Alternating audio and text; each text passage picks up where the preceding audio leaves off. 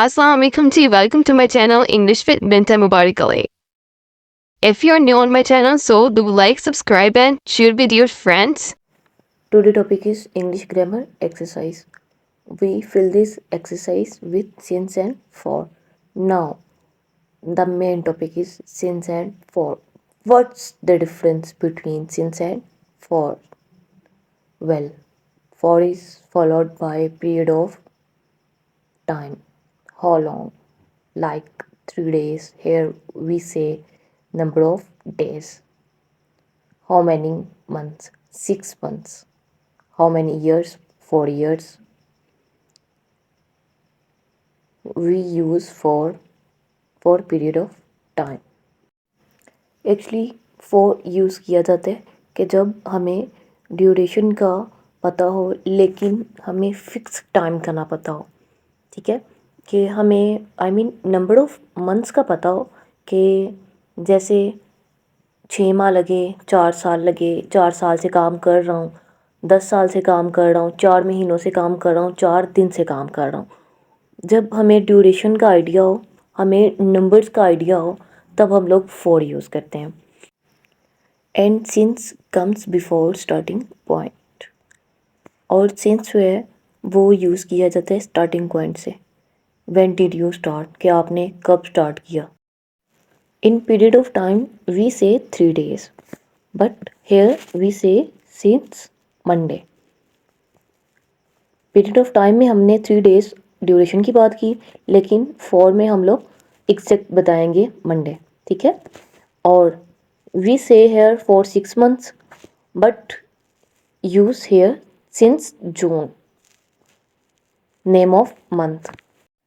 जब हम लोग फॉर का यूज़ करते हैं तो फॉर हम लोग यूज़ करते हैं 3 days, 6 months, 10 years, इस तरह पीरियड ऑफ टाइम जो हमारी टाइम की ड्यूरेशन होती है उसके साथ। लेकिन जब हम लोग सिंस की तरफ आते हैं तो सिंस हम लोग वहाँ पे यूज़ करते हैं जब हमें एग्जैक्ट टाइम का पता हो, एग्जैक्ट डेट का पता हो, एग्जैक्ट डे का पता हो, तो वहाँ पे हम लोग सिंस यूज़ करते हैं। ब्लैंक 5 years, हमारे पास फर्स्ट सेंटेंस है ब्लैंक 5 years। अब हमारे पास यहाँ पे पीरियड ऑफ टाइम आ गया 5 years, so we put here for. Second sentence blank September.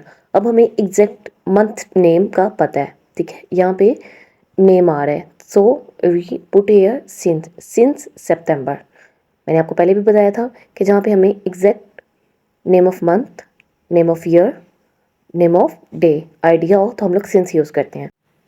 Third पे है जी हमारे पास ब्लैंक 2001। अब ये देखें हमें एग्जैक्ट ईयर का पता है, ठीक है, एग्जैक्ट ईयर का पता है। यहाँ पे नेम की बात हो रही है, ईयर नेम की, so we use here since. Blank 9 months।